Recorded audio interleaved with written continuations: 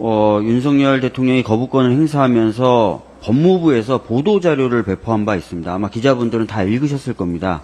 전체 양은 8페이지로 이루어져 있기 때문에 좀 많다고 할 수 있는데 사실상 주장의 요지는 앞에 2페이지에 불과합니다. 그래서 한번 읽어보셨으면 좋겠고요. 이 2페이지에서 들고 있는 제의 요구한 이유는 총 4가지입니다. 첫 번째가 뭐냐면 특별검사 임명권을 사실상 더불어민주당이 행사하면서 헌법상 대통령에게 부여된 특별검사 임명권을 침해한 것이다 라는 주장이 첫 번째고요. 두 번째가 기존 수사기관에서 수사를 해보지도 않고 특검을 도입한 전례가 없다라고 얘기하고 있습니다. 세 번째가 첫 번째 말씀드렸던 이유하고 거의 똑같은 이유인데 고발인이 수사할 검사나 재판할 판사를 선정하는 것과 같은 불공정한 결과를 초래한다. 즉 무슨 얘기냐면 특정 정당이 특별검사를 선택하는 것에 대한 문제를 또 얘기하고 있습니다. 네 번째가 다수당의 정파성이 입법부에 수기 절차를 집어삼킨 결과로 헌법상 민주주의 원리를 크게 훼손했다라고 얘기를 하고 있습니다. 이건 이제 통과 과정에서 법안 통과 과정에서의 문제점을 지적하고 있는 것인데요. 아까 말씀드렸던 것대로 첫 번째 것과 세 번째 건 사실상 동일한 내용입니다. 민주당이 특별검사 추천권을 독점하는 것이 문제가 된다라는 내용입니다. 여러분 이미 저희들이 수차례 말씀을 드렸지만 박근혜, 최순실 국정농단 특검의 경우나 드루킹 댓글 조작 사건 관련된 특검의 경우 당시 여당의 특검 추천 권한을 배제한 바가 있습니다. 그리고 더 나아가서 최순실 씨가 자신에 대한 특검법이 헌법에 위반된다고 헌법 소원을 헌법재판소에 제기한 바가 있습니다. 2017년에요. 그 당시 헌법재판소가 여당의 후보 추천권 배제는 아무런 문제가 되지 않는다라고 합헌 결정을 이미 내린 바가 있습니다. 다시 말씀드리면 여당의 특검 추천권을 배제한 전례도 있을 뿐만 아니라 관련돼서 헌재가 판단할 때 아무런 문제가 없다고 이미 판단한 바가 있습니다. 요 헌법재판소 합헌 결정을 여러분들이 한번 봐주실 필요가 있습니다. 정리해서 말씀드리면 법무부가 보도자료로 낸 자료에서 1번과 3번의 문제는 전례와 헌법재판소의 결정에 비춰봐서도 아무 문제가 없는 것이다 라는 점을 다시 한번 말씀드리겠습니다. 두 번째로 법무부가 제기했던 게 이거죠. 기존 수사기관에서 수사를 해보지도 않고 특검을 도입한 전례가 없습니다. 이건데 이건 문헌 자체가 잘못됐죠. 자, 기존 수사기관에서 수사를 해보지도 않고 지금 특검을 하고 있습니까? 아닙니다. 방금 박상혁 의원님도 말씀하셨지만 경북경찰청에서도 관련된 사건의 일부를 수사하고 있고요. 공수처에서도 지금 사건을 수사하고 있습니다. 그래서 수사를 해보지도 않고 라는 문구는 문구 자체로 오류입니다. 자, 그리고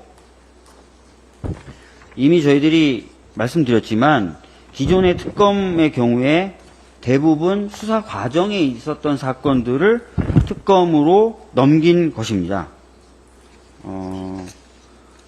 오히려 기존 수사기관이 수사를 다 마친 상태에서 특검을 한 게 이해람 중사, 고 이해람 중사 관련된 특검으로 유일합니다. 그게 오히려 더 예외적인 상황인 겁니다. 대부분의 나머지 특검 케이스들은 수사를 시작하지 않고 있거나 또는 수사 중인 사건을 특검으로 넘긴 겁니다. 딱 하나 오히려 예외적인 경우가 고 이해람 중사 관련된 사건의 경우에 수사를 오히려 마치고 특검을 한 겁니다. 따라서 2번 기존 수사기관에서 수사를 해보지도 않고 특검을 도입한 전례가 없습니다. 이 자체가 굉장히 오류고 허위입니다. 그렇게 생각하시면 될 것 같고요. 네 번째로 법무부가 들고 있었던 건 아까 말씀드렸던 대로 입법부의 수기 절차를 훼손했다. 그러니까 더불어민주당이 좀 일방적으로 통과했고 이게 민주주의에 위반된다라고 주장을 한 겁니다. 근데 여러분 다 아시는 것처럼 국회법이 한번 개정이 됐죠. 개정이 되면서 국회의장의 직권상정 대상을 대폭 줄였습니다. 그러면서 도입한 것이 패스트 트랙이라는 절차를 도입한 거예요. 전에는 여야가 합의되지 않으면 국회의장이 합의 안 된 것을 제한 없이 직권상정할 수 있었습니다. 근데 그것이 좀 문제가 있다고 해서 의장의 직권상정 대상이 되는 범위를 줄이고 그럼에도 불구하고 여야가 합의를 못했다고 해서 아무런 법안을 처리 못하면 안 되니까 패스트트랙 절차를 도입해서 일정한 기간을 둔 겁니다. 그 기간 동안 논의하고 수기하라는 의미에서 패스트트랙을 도입한 겁니다. 뭐 의장이 직권상정 아시다시피 아무 기간 제한 없이 막 올릴 수 있었으니까요. 그걸 제한하는 대신에 일정한 기간이 필요한 패스트트랙 절차를 도입한 겁니다. 합의 안 된 경우에도 패스트트랙 절차를 이용해서 좀 통과를 시키라고 하는 취지이기도 하죠. 그래서 이번 법은 아시다시피 저희가 패스트트랙 절차를 통한 겁니다. 그래서 패스트트랙 절차에서 규정되어 있는 기간을 다 소비하고 4월 2일부터 부의간주가 됐음에도 불구하고 시간을 더 써서 5월이 넘어서서 저희들이 표결을 한 겁니다. 한 달 정도 더 써서. 그렇기 때문에 국회법의 취지나 국회법의 규정을 위반한 바가 전혀 없고요.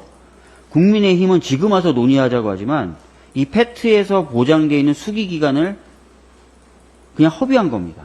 아무런 시도도 하지 않았어요. 그동안 국힘은. 이제 와서 갑자기 논의를 하자라고 얘기하는 거고 논의를 하자고 하면서도 구체적인 수정사항에 대해서는 아무런 제안도 하지 않고 있습니다.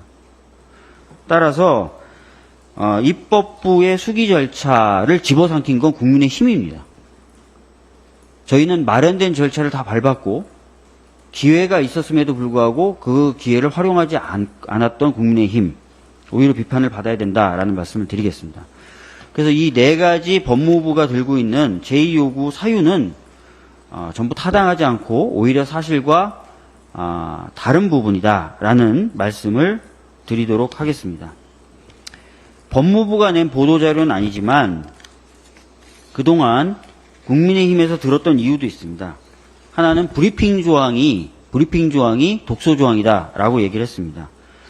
이 역시도 저희가 굉장히 여러 차례 주장을 했지만 이 대국민 보고 관련된 조항은 기존에 통과되고 도입됐었던 특검법에 반복적으로 있었던 조항을 그대로 갖고 온 겁니다. 예를 들어서 최순실 국정농단 관련된 특검에도 있었고 드루킹 특검에도 있었습니다. 이걸 그대로 갖고 온 거고 문구 하나 바꾼 사실이 없습니다. 그리고 문구 자체에도 피의사실 공표를 차단하기 위해서 피의사실 외의 수사 과정에 대한 언론 브리핑이라고 법문 자체도 그렇게 되어 있습니다. 따라서 국민의힘이 들고 있었던 이 주장도 타당하지 않다라는 말씀을 드리겠고요. 최근에 유상범 의원이 공수처 고발 이틀 뒤에 특검법을 발의했다. 따라서 애초부터 특검법만 생각한 거다. 공수처 수사는 염두에 두지 않았다라고 얘기하지만 그렇지 않습니다. 제가 분명히 그때 고발할 당시에도 기자분들 앞에 특검이 필요해서 특검을 발의하는 거지만 이 특검이 통과되고 또 특검이 실질적으로 활동을 할 때까지 시간이 많이 걸리기 때문에 공수처가 그 사이에 빠짐없이 수사해야 된다는 얘기를 했고 얘기를 한 바가 있습니다. 그 다음에 최근에 공수처장 인사청문회 다 보셨을 겁니다. 공수처장 후보가 뭐라고 얘기합니까? 뭐라고 얘기했어요?